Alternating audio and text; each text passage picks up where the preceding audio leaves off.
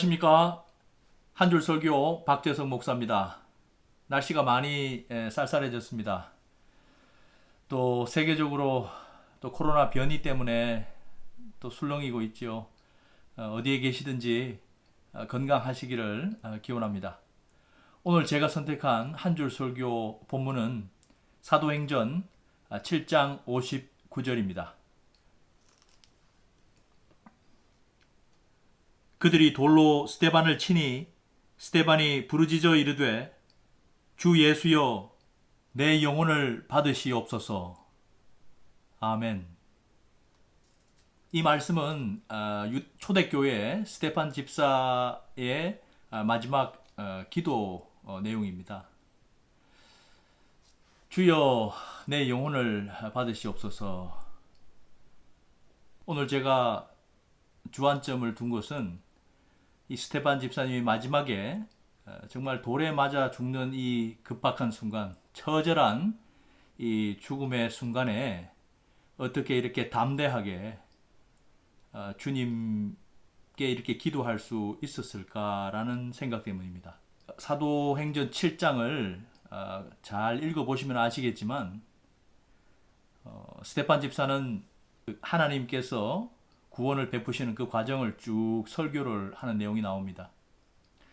그리고 클라이막스 부분에서 정말 하늘에서 이제 보좌에 서 계신 예수님을 보노라 이렇게 이야기하는 그 부분에서는 이 성경 기자가 성령에 충만한 스데반 집사님의 모습을 기술합니다. 물론 그 설교를 시작하는 그 공회 재판장 앞에 서 있는 그 모습부터 천사의 얼굴과 같았더라 이렇게 이제 이야기하고 있습니다만 중간에 정말 이제 주님의 모습을 서서 정말 법정에서 이렇게 스데반 집사님을 옹호하는 듯한 그런 모습에 우리 주님의 모습을 이야기할 때는 정말 성령 충만했다는 그런 기록이 전해집니다.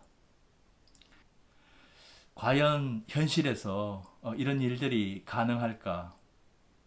멀리 볼 필요도 없지요. 우리 기독교의 역사가 순교의 역사고 피의 역사이기 때문에 수많은 우리 믿음의 선진들이 이런 순교의 피를 그리고 이 말씀에 충성하면서 주님께서 걸어가셨던 그 십자가의 길을 걸어가셨기 때문에 그것을 우리가 부인할 수가 없습니다.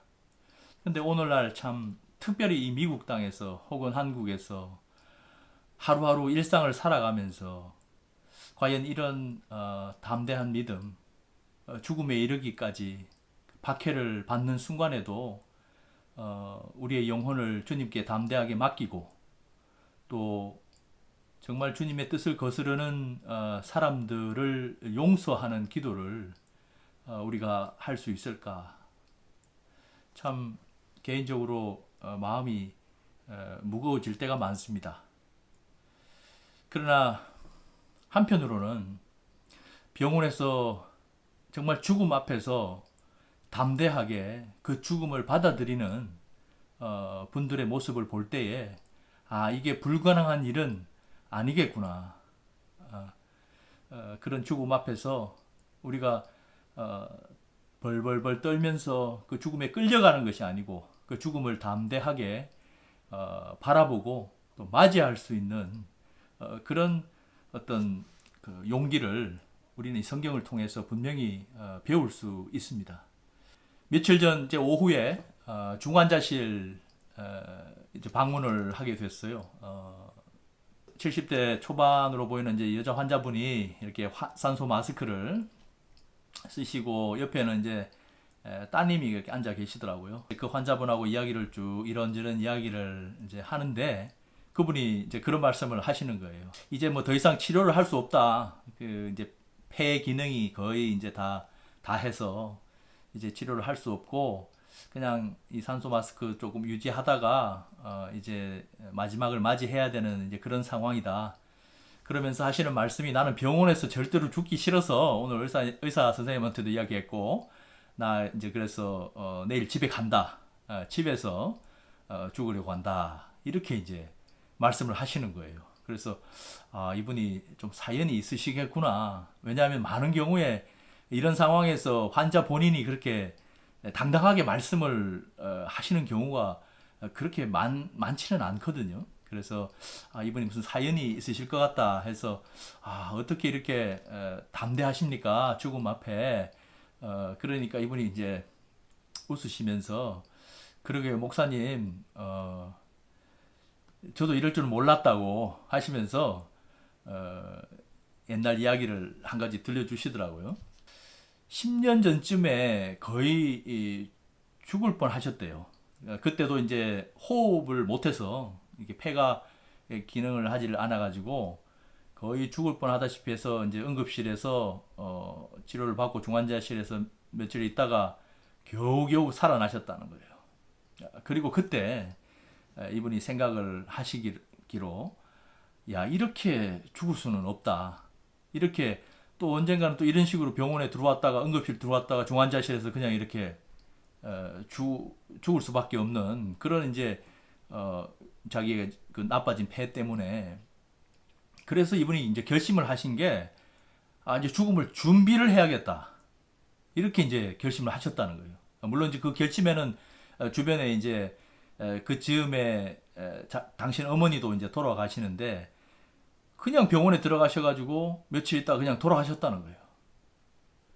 너무나 이 끝이 허무하고, 야, 물론 사람은 다 한번 태어나면 죽기는 죽는데 이렇게 그냥 병원에 와서 들어온 지 얼마 안 돼서 그냥 이렇게 돌아가시니까, 그래서 너무나 그 어머니가 돌아가신 다음에 힘들었다 그래요.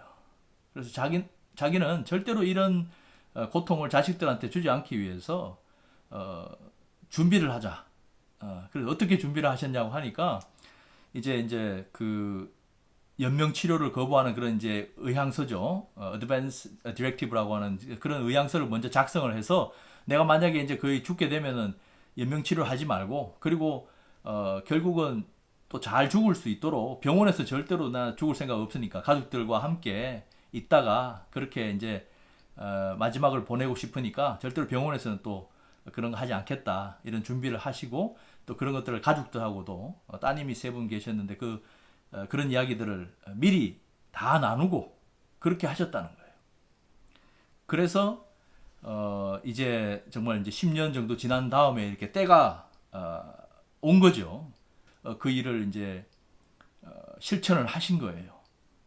그래서 이제 앰뷸런스 타고 가시는 그분의 손을 이렇게 잡아드리면서 축복을 하고, 언젠지는 모르지만은 언젠가 천국에서 꼭 다시 만나기를 이렇게 기원을 했어요. 그러면서 너무 빨리 만나고 싶지는 않다고 그렇게 제가 농담을 했더니 그분이 얼마나 기쁘게 웃으시든지, 목사님 걱정하지 마세요, 내가 그렇게 빨리 부르지는 않을게요, 이렇게 말씀을 하시더라고요.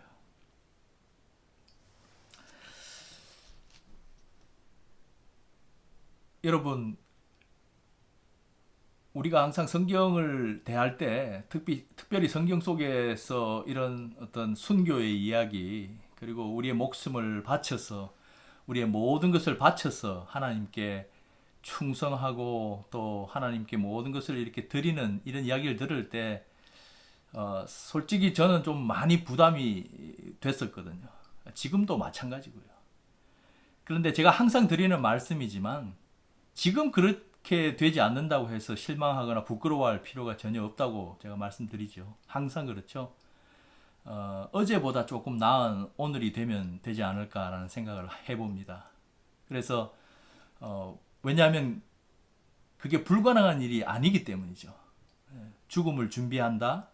그리고 죽음의 때에, 마지막의 때에 이렇게 담대하게 자신이 믿는 신념을 지키고 그 믿음을 지키는 일이 힘들고 어려워 보이지만은 불가능한 일은 아니다라는 사실을 70대 초반의 여성 죽음을 맞이하는 그분의 말씀을 통해서 제가 또 새삼 다시 한번 느끼게 됐습니다. 여러분, 제 영혼을 받아주십시오 주님 하는 이 기도는 유대인들이 자기 전에 하는 기도에 들어가 있다고 그래요. 우리도 한번 작은 실천을 해보면 어떨까 하는 생각입니다. 자기 전에 물론 이제 죽는 건 아니지만 연습한다는 차원에서 여러분 주무시기 전에 뭐 긴 기도, 깊은 기도 하시는 것도 좋습니다만 꼭 이 기도를 하고 주무시면 좋겠습니다. 주님, 제 영혼을 받아 주십시오. 그리고 아침에 여러분 눈을 뜨시면 이렇게 기도하면 좋겠습니다. 주님, 제게 영혼을 돌려주셔서 감사합니다. 제 영혼을 돌려주셔서 감사합니다. 이렇게 하루를 시작하면 어떨까요? 그리고 어떤 일이 우리의 삶 속에서 일어나는지 한번 잘 관찰해 보면 좋겠습니다. 오늘도 주님께서 새로 돌려주신 이 영혼 잘 간직하고 말씀 안에서 충만한 또 성령 충만한 그런 하루 되시기를 주님의 이름으로 축원합니다.